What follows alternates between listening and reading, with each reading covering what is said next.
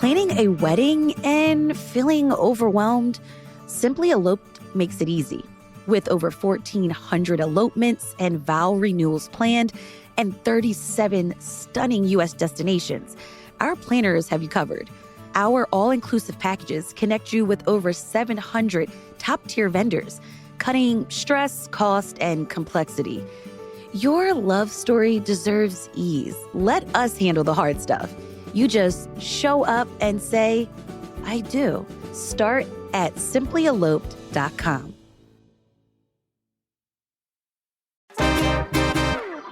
The Pennsylvania State Senate's Education Committee unanimously voted yesterday to approve a bill that requires schools to implement policies banning cell phone use by students during school days. It now heads to the full Senate for a vote in the coming months. We talked to the bill's co-sponsor, State Senator Vincent Hughes of Philadelphia, about why he wants a cell phone ban and about other issues facing the city, from SEPTA funding to the housing crisis. It's Wednesday, December 10th. I'm Trinae Nuri, and we're talking politics.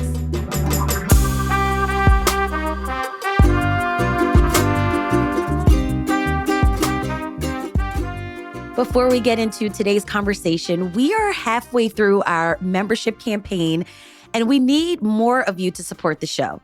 We're declaring 2026 the year of local, and if you listen to the show, you already know we're all about helping people feel more connected to life in Philly. Becoming a CityCast Philly neighbor is a great way to take that connection even further into the new year. You're not just supporting the show, you're joining a community that's trying to understand this place a little bit better and make it better all together. CityCast Philly neighbors get invited to member-only events where we explore the city, meet each other in real life, and we dig into issues and stories that shape our life here in Philly. If you're looking for a way to get more involved in 2026, this is the place to start. $10 a month, $100 a year. And when you join today, because you're going to be a CityCast Philly neighbor today, when you join today, you're going to get that really warm and cool CityCast Philly beanie. It is so cute. It is warm. You're going to love it. Go to membership.citycast.fm/Philly right now. All right, let's get into our conversation with State Senator Vincent Hughes. First, I want to start off and ask you about a new bipartisan bill you're sponsoring to ban cell phones in school. This is something that my colleagues, we talk about. I talk about it with other families and moms. Different districts have different policies. Mm-hmm. Philly public schools have no district-wide ban, but some schools do have their bans. My kids' school, they lock up the phones during school. What prompted you to introduce this legislation? And do you have votes and the governor's support to make it happen? Well, what's interesting is if you talk to a teacher, any teacher in Philly, in Philadelphia School District, in Chandler School Districts, in affluent school districts, okay, after pay and working environment, okay, and pay and benefits and all that kind of stuff, their second issue is the issue of cell phones, okay? Kids being distracted. There's just too much distraction. And too much distraction. I mean, let's be honest with ourselves. I'm talking to you, you talking to me, people are listening, all right? It only takes a minute to start doom scrolling, okay? All right? And next thing you know, it's an hour later or 2 hours later, and you said you were only going to do it for 10 minutes, just find out what's going on, and it's 2 hours later, all right? And so that is a distraction, okay? And the system is set to get your attention, okay? Whatever platform you may be on, Instagram, X, TikTok, whatever platform you may be on. It's designed to pull you in. That's the design, all right? However, in these formative years where education must be empowering, must be powerful, and must create children and learners who can have discernment, all right, in terms of paying attention to this and maybe not necessarily paying attention to that and what's going to be helpful and what's not going to be helpful. We need the full attention between learners, and I say learners as opposed to students, okay, because this is not just a K to 8, kindergarten to 8th grade kind of conversation. This is kind of like for all of us, but teachers need to have the full attention of their learners. Do you think your colleagues support this bill? I think we have recognition on both sides of the aisle. We have sponsorship on both sides of the aisle. I'm hoping that we can break some news soon around the airing of this conversation, okay, about movement of the legislation. I've seen it happen in schools where, a child comes in, a student comes in, and they put as soon as they walk in the door, right, there's like a pouch, right, and everybody drops their phone in a little cubby in the pouch. But you talk to teachers, and they will tell you, all right, aside from pay and those kinds of related, pension and benefits and that kind of stuff, all right, please get these cell phones out of the schools. Please, all right? Gotcha. Because I can't get the attention of my children, my students.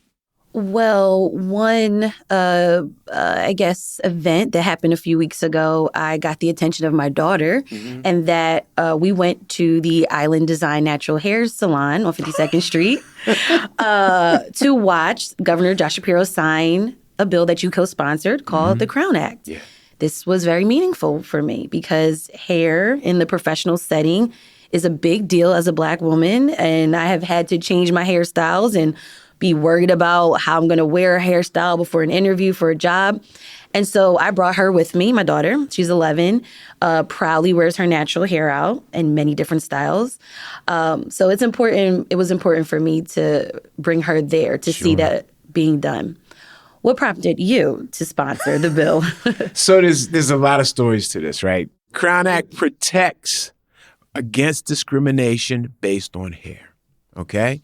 And allows for a person, if they feel they're being discriminated, to go to the Pennsylvania Human Relations Commission and file a complaint there to have it investigated. That's what it does. I'm the prime sponsor on the Senate version of the bill. Okay. Speaker McClinton, Representative Latasha Mays, they are the prime sponsors of the House version of the bill because we introduced it in both chambers to make sure that we had attention in both chambers, the House and the Senate. And so it was just a great moment, all right? It was a great moment, I think probably more impactful for your daughter, all right, than probably anyone else in the room. It's because she could see the policy conversations that you have in your house, okay, that your daughter has access to, all right? She could see all of that and see it come into fruition. You see the governor, see Dr. Ajwa Asamoah, who is the national champion for the Crown Act. See all the different things come together. That's the serious side, all right? And the fun side is, as you can tell, that I am follically challenged. She saw that. All right, she saw that. All right, what's the bald guy doing standing up there? All right. But with the travels of my wife, with Cheryl, I've been into more beauty salons and beauty supplies and all kinds of stuff like that, all over the country. All right, it's not I know hair. Okay, I've learned it, not quite firsthand, but secondhand. All right. Gotcha.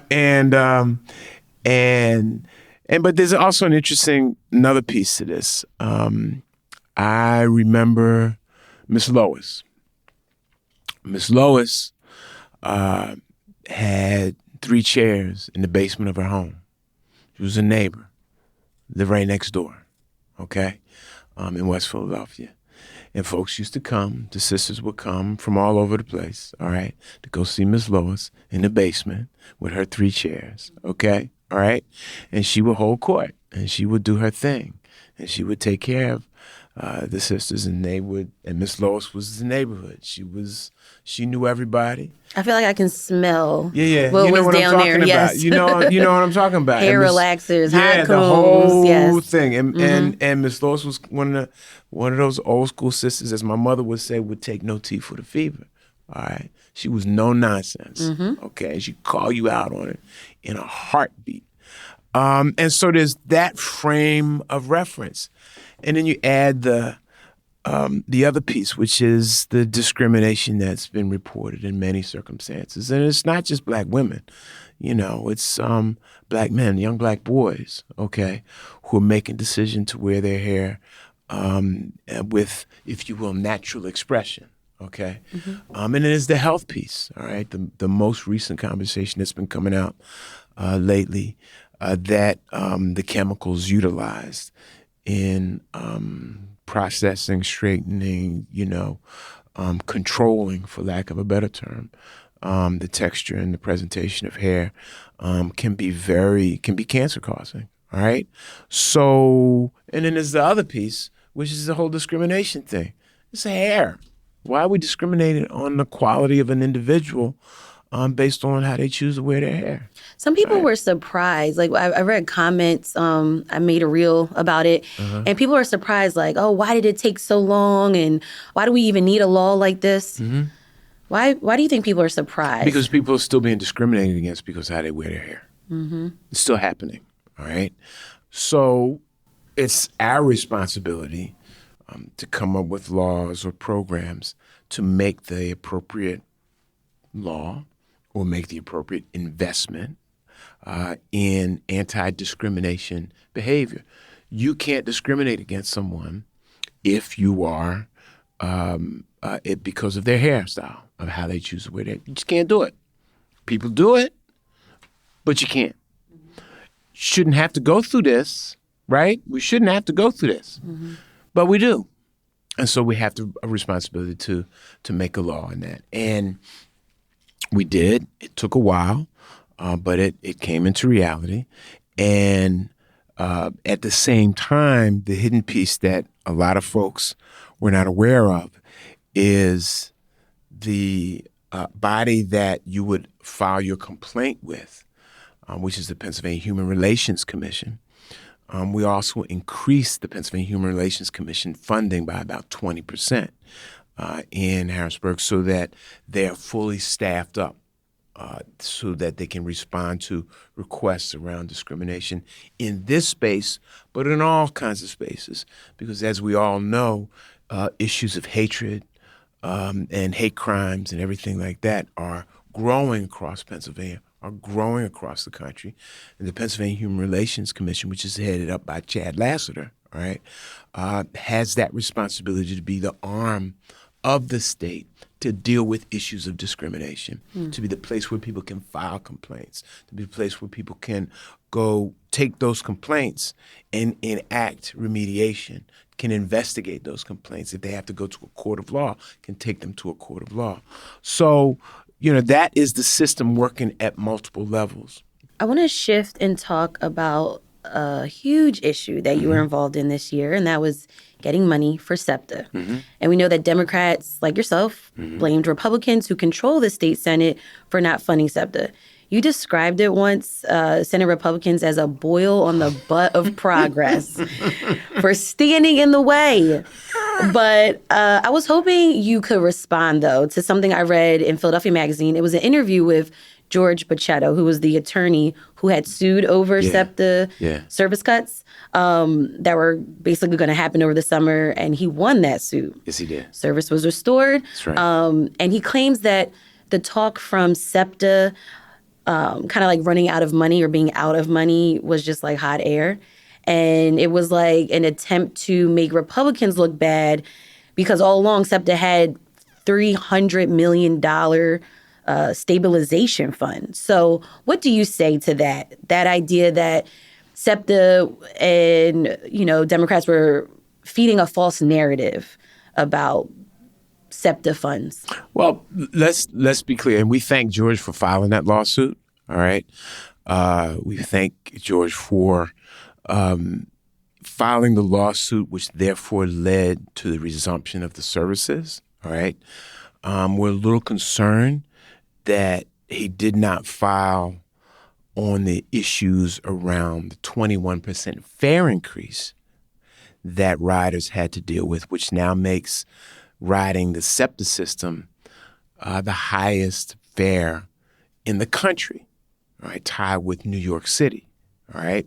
So, one of my objections in that whole process, and it's been very public about this, was that you can't say that, well, Philadelphia is the poorest big city in the country, and then when the system is not financed and supported financially appropriately, then charge some of the lowest income riders with a 21% fare increase.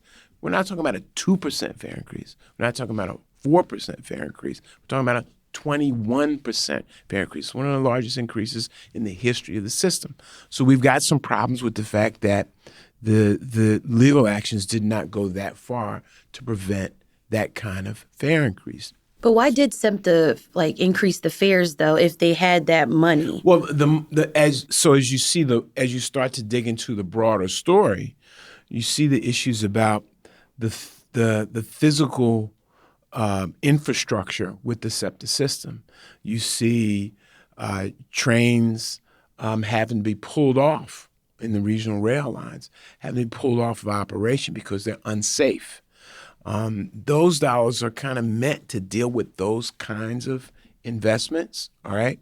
What we're looking for is the state to do a long-term structural investment in the SEPTA system. Treat it not as a stepchild, but treat it as the necessary investment for the most important regional economic driver in the Commonwealth of Pennsylvania.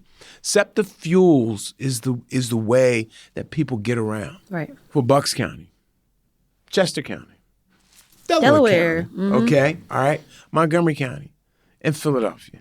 So that's it, okay? This region, SEPTA carries about 1 million people a day, all right? This region, those areas, southeastern Pennsylvania, are 42% of the state of Pennsylvania's entire economy. 42%. What does that mean? What that means is that if you're in the northern tier of Pennsylvania, and those are those counties that abut New York State, okay, where there's more deer than people, okay, all right, and no negative assessment of that community, but that's just the reality of what's up there. It's not a lot of economic activity that's going on that fuels. They depend upon southeastern Pennsylvania and the economy that happens in southeastern Pennsylvania to sustain their reality up there, all right? Because it's a very challenged community, very challenging community. Been up there several times. And so why those folks would ignore making the investment in the SEPTA system, the structural long-term investment in the SEPTA system, when it winds up only hurting them because it cripples the infrastructure here in the Southeast, which throws off dollars into that community up there. I mean, and so that's the structural economic kind of conversation. So why do we have to rely on Republicans to say yes or no? The Republicans are in the majority in the Senate, which we need to change, okay? We need to change that because they vote not against our interests, they vote against their own interests, and they vote against the interests of the people of the Commonwealth of Pennsylvania. So with the fare increase, with all that's $2.90, with all that new money, why can't SEPTA just pay for things themselves? Well, it's a long-term structural funding issue that has to be resolved. There may be some reserves, all right, but you're required to have some reserves in place. For example, the bond financiers, all right, the big banks who do financings to allow operational dollars to continue to move through the system. They require a certain amount of reserves to guarantee the protection of those bonds. When you borrow hundreds of millions or billions of dollars, you need some reserves in place to make sure that you have dollars that you can make investments in the infrastructure of the system. SEPTA is a very buses and trains and train stations and stops and equipment and things like that. It's a huge infrastructure, all right, that is very delicately balanced. And sometimes you have to have reserves in place in case there's an emergency. The states keeps reserves in place for emergencies. That's why we have some of those reserves. That does not mean that you can't have a long-term structural fix for funding for SEPTA for 10 years or 15 years or 20 years, which is what we should have. That's smart investment. What does that look like next year, moving forward? Well, hopefully we address this issue in next year's budget, all right? We have said, the governor laid down in the 5 bills that passed the House of Representatives that 23 Democratic senators said they will vote for, all right, that the governor said he would sign. The foundation was about $300 million annually for SEPTA, okay, which also goes to mean other dollars for other transit systems across the Commonwealth of Pennsylvania. Hopefully we can get that done in the next cycle. Fortunately, right now, where, as our parents would say, robbing Peter to pay Paul, all right? We're pulling dollars from various different, a pot of money here, a pot of money there, to make the appropriate investments to keep everything going. But we need a long-term structural solution to this, not a piecemeal approach that just does not function. And I want to be clear about it. We talked about the dollars and cents of this. So, your folks who are listening to the podcast, all right, hearing this conversation, let's be real clear about this, all right? You have folks who, we have some of the greatest healthcare institutions in the world in Philadelphia, okay? And just imagine, let's take the snapshot. Children's Hospital of Philadelphia, probably, arguably the finest children's hospital in the world, okay? 20-some thousand employees doing groundbreaking work. People come from all over the world to get their health care, their child's health care done. CHOP, you got a Penn Medicine System, you got the VA hospital, all in that same geography over there around 33rd, 34th, and Spruce Civic Center Boulevard. Just picture the picture, all right? Folks need to go in and get a procedure done, right? A procedure. Mm-hmm. And I'm not necessarily talking about, plastic surgery or, a nip and a tuck or anything like that. I'm talking about necessary, important stuff. Mm-hmm. They go down there and say, well, the doctor says, well, we need you here at 7 a.m, okay? All right? Some of your listeners may know what I'm talking about, all right? I need you here at 7 a.m. You go in and get your procedure. Oh, don't worry, you'll be out in a couple hours, okay? The people who are there to do that work, those hard-working, committed people who are there to do that work, are there at 5 a.m. That means they're getting up at 3:30. All right? Mm-hmm. That means, as our parents would say, they're on an early bus. Okay?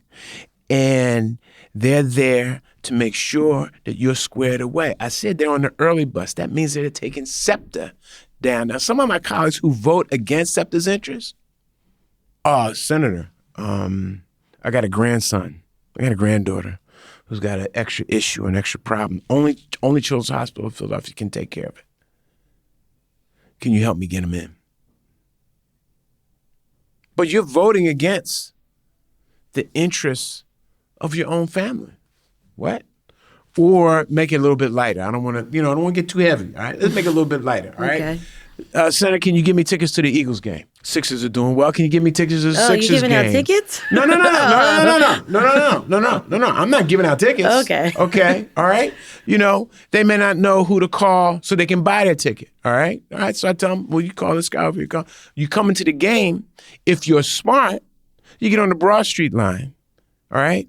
And you get down there and you go to the Sixers, you go to the Eagles, you go to the Phillies, you go to the Flyers, you go, Disney on Ice or whatever. All right. Okay. You're on the SEPTA system. All right. So the generator, the thousands of people who work those outlets, okay, the people who are driving the state's economy, the people who are making for a fun experience for you, your family, your constituents. All right.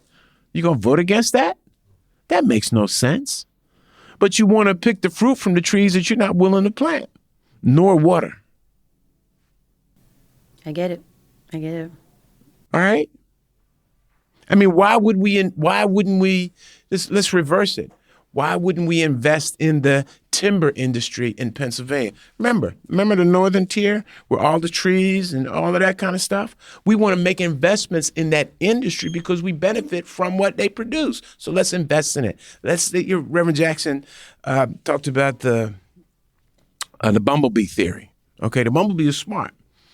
Bumblebee takes the nectar from the flower, but drops some pollen so that another flower can grow and there can be more nectar. Invest in these communities so we can all benefit from what those communities provide. We've got more with Senator Hughes after the break. You didn't think I was going to talk about the bumblebees, No. All right? Okay.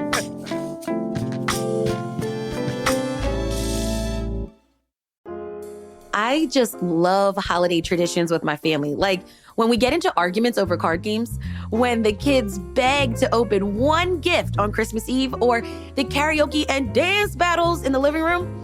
We have such a good time, but my family lives in different states, so we can't often come together every holiday.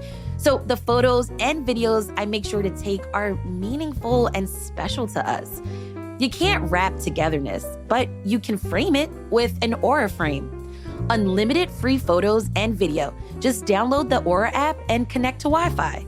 For a limited time, save on the perfect gift by visiting auraframes.com to get $35 off Aura's best-selling Carver matte frames, named #1 by Wirecutter, by using promo code CityCast at checkout. That's auraframes.com, promo code CityCast. This deal is exclusive to listeners and frames sell out fast, so order yours now to get it in time for the holidays. Support the show by mentioning us at checkout. Terms and conditions apply. This episode is sponsored by Babbel. The idea of learning a new language can be scary. I felt overwhelmed by that. I bet you have too. I'm CityCast CEO David Plotz, and studies show that up to 90% of people trying to learn a new language give up. 90%. Fortunately, Babbel's built so that it's really easy to get started and really easy to stick with it. They understand that people learn differently. So maybe you can dive into a podcast on Babbel when you don't feel like a quick lesson, or you can speak out loud to get practice in, or you can explore courses based on specific topics and even create your own customized review lists, all within the Babbel app.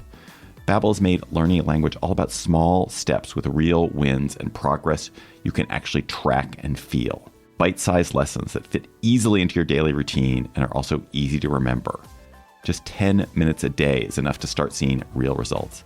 I've been learning Spanish with Babbel, and it's helped when I've traveled in Mexico, and it helps me eavesdrop on my son and my girlfriend when they speak Spanish to try to fool me. No más, mi corazón. However you learn best, by listening, speaking, reading, or writing, Babbel adapts to your style and keeps you motivated with personalized learning plans, real-time feedback, and progress tracking. And right now, here's a special limited time deal for CityCast listeners. Right now, get up to 55% off your Babbel subscription at babbel.com/CityCast. Get up to 55% off at babbel.com/CityCast. Spelled BABBEL.com/CityCast. Rules and restrictions may apply. Trainery here. I love Philly, and I never feel more connected to it than when I bump into people and they're like, what are you carrying? I'm like, I'm carrying my CityCast Philly Neighbors tote. And then they're like, CityCast Philly? I listened to that. That feeling of deep connection with the city is why we created the CityCast Philly Neighbors program. Yes, the CityCast Philly Neighbors program is a way to support this podcast and keep it going. But it's also a way of getting more out of the city that you love. When you're a CityCast Philly neighbor, you get an early look at events coming up around town.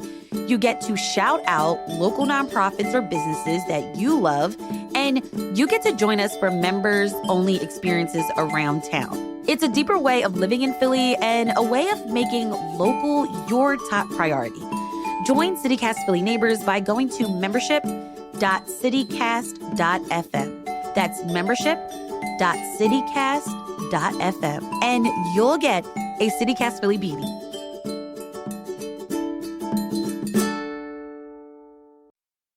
I want to move things along a little bit. I want to talk to you because I saw you standing side by side with Mayor Sherrell Parker, who's been working on her big home initiative, 30K of units to be preserved, rebuilt, things like that. You all were talking about this deal, and that deal is a 20-year property tax abatement to convert large properties like schools or old office buildings that may not be in use or into residential units. What's the background on that, and how will this work? Well, it's real simple. What we did in Harrisburg was give the city the opportunity, should they want to put a 20-year tax abatement in place, all right, that they can take advantage of that and they go ahead and do it. So 20 years is a lot of years. It's a lot of years, but we've got some very big structural problems that we have to address. Life has changed. Working realities have changed. Buildings that 20 years ago were brand new and beautiful and what have you, they're not brand new and beautiful anymore, okay? Buildings that used to be heavily utilized, all right, are not utilized like they used to be. All right. The world of work has changed, work from home. OK, you go to a Zoom meeting. Well, you don't need to be in the office to be on a Zoom meeting. OK, we're having this conversation. If we didn't like each other, we probably would do this on Zoom. OK, all right. I mean, you know how it goes, right? Yeah. The world of work has changed. In that change, we've got to put new tools in place to deal with the change so that we can reinvest and revitalize older buildings that may not be necessary for what they originally were intended for, but are important structures in our community. And the most difficult issue that all elected officials have, city, state, federal, urban, suburban, and rural, the most difficult issue that we have is housing. Whether it be from the most difficult communities that need to be in housing, the homeless population, to young folks like yourself who may want to purchase a home, all right, to women who are trying to escape domestic violence, all right, and the only reason that they don't leave a violent environment with their children is because they have no place to go. All right. We've got to create safe spaces, safe housing spaces for them to go. To the senior citizen who may be living in squalor. All right. They may have owned their home for 30, 40, or 50 years. All right. But they've not been able to keep it up. To the working person in Philadelphia who is working a good job, making a decent income, but with the way the system is structured, all right, can't necessarily pull all the dollars together to purchase a home. So what we did with the 20-year abatement piece is, again, give the city a tool to address and to respond to the mayor's very ambitious program, which we applaud her and salute her for being visionary and being bold in terms of dealing with this issue, and provide her another tool to reconvert an empty school. There's some issues between Mayor Parker and City Council right now about maybe dragging feet and delays and like who who this actually benefits, maybe lower income Philadelphians. How do you feel about this current debate right now? So as I ran through that litany of housing problems that we've got to confront, those are different constituencies dealing with different kinds of issues, okay? Housing issues. The beauty of the mayor's program is it's vast and it deals with all those different components of the housing crisis. So you think it does include like lower income Philadelphians? Absolutely. Okay. What I had this conversation with some of the mayor's top people just the other day, and I said, look, you are marching down a path where you'll be making the most dramatic increase in housing investments ever in the history of Philadelphia. No mayor has done what it is that you're trying to get done. And in fact, if you add 2 or 3 of the mayors and their terms together, it will not equate to what it is that this Mayor Parker is trying to get done. That is huge, huge. All right. But so that's number one. So what you're talking about is how many dollars go to which component of the program. All right. And so nothing is perfect. We'll work it out. All right, and make sure that you have a dramatic, because in every component of the spend that's being discussed is a dramatic, huge investment. All right. Now, every constituency is going to want more, and every constituency deserves more. Okay. But we got to respond to all of the different constituencies to make sure that we're addressing the different components. Now, here's the beauty of it. The city's investment has the capacity to draw down private sector investment, all right, and philanthropic investment from the foundation community, all right, and government's funding and what have you. We all want to build on that. And here's the other piece that's not being talked about. This massive new investment has the opportunity to help small contractors out, okay? To help small, diverse contractors out, women-owned, Black-owned, all right? Contractors to do the actual work necessary. Has the opportunity to transform neighborhoods at scale. Because right now, it's only small stuff that is happening. We got to take this at scale. And quite frankly, this moment that we're in has the capacity to send the message to other cities around the country. You can do the same thing. And has the capacity to send a message to the federal government. All right, this is how this should look like. I was talking to Vice President Harris about a month ago, describing to her what Mayor Parker is trying to get done. And we both said, almost like in unison, well, that's what she had proposed in the course of her campaign. It's just she added a couple extra zeros. Hers was 3 million new units, okay? Mayor Parker's is 30,000, right? This is huge and can be transformative for the city. Now, the problem with housing is it always takes a long time to manifest itself. Once the policy gets done, it takes a long time to get the new units constructed, okay? I'm working on several projects where they're 7, 8, 9, 10 years in development, right? And this is senior citizens housing, all right? Why does it take so long? It's just the nature of housing, okay? Why does it have to be like that? Well, hopefully, with the influx of these new dollars, we can then create a system that can make sure that it's expedited, okay? Now, the work being done to fix up current and standing housing, all right? The cheapest home that you can have is the one that you're living in, okay? The one you already own, all right? That does not necessarily take that long. But we're working with Reverend Moore over in Mantua with the 40 units that he has just cut the ribbon on. That was a 10-year effort. You got to own the land. You got to apply for the tax credits. You may not get approved the first time around. It may take 2 or 3 cycles, all right?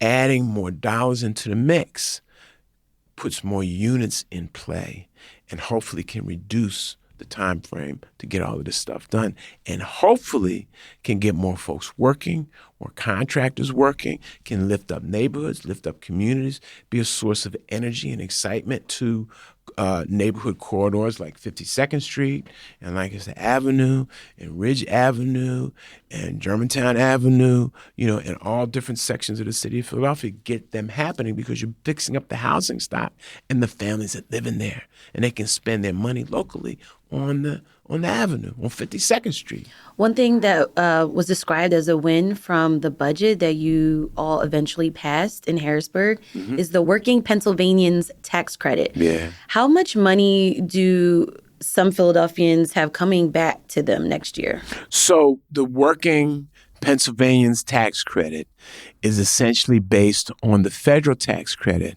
which is very similar. As you may know, we spend a lot of history making sure that people take advantage of that federal tax credit, which is in the thousands of dollars. Okay. It's based on income and family size. All right. So every year we go through this process of making sure that we're educating people about taking advantage of that tax credit. It's at the federal level. Because unfortunately, a lot of people don't take advantage of that tax credit, and they leave millions on the table that don't get utilized, and families who could utilize an extra $2, $3, $4, $5, $8, $9, $10,000 in their account don't take advantage of it. What the state tax credit does is it piggybacks on top of that. So if you were to get $8,000 back on the federal tax credit, you'd be able to get 10% of that. So you get an extra $800 on top of that. Okay. All right. So what we will be going through is an education process in our district, in the city, across the Commonwealth, about making sure that, number one, take advantage of the federal tax credit. And then now we got this new tax credit at the state level, take advantage of that. Because if you don't take advantage of the federal credit, you can't get the state credit. And for your folks who are from all over the country who are listening to this podcast, do not ignore who's in the legislature at the state level, especially with Washington going as crazy as going right now. We need state legislatures to be strong and empowered to protect us from Washington, D.C. All right? And so I would ask folks to focus on the state legislation, and I would certainly ask folks to help me flip the Senate in Pennsylvania. We need to be in the majority to meet the speed of the need of the people who are asking us to help them. Thank you, Senator Hughes, for this long conversation. Your producer man over here is like, I was like, you like way over. We have the battery. Okay? You like way over, all right? And before we go today, thank you to Bruce H. and Tiffany C. Welcome to CityCast Philly Neighbors. So glad that you guys are a part of the neighborhood. You guys are going to enjoy that beanie. Head over to membership.citycast.fm/Philly if you want to join Bruce and Tiffany.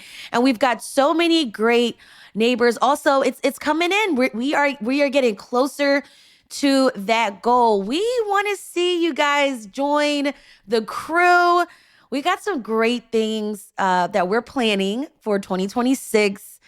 That you want to make sure that you're a part of. You do not want to miss this. So head over to membership.citycast.fm. You want to feel more connected to Philly, head over to membership.citycast.fm/Philly. Thanks, y'all.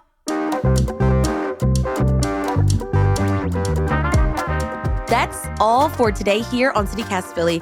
If you enjoyed this conversation that I had with Senator Vincent Hughes, make sure you share this with a friend.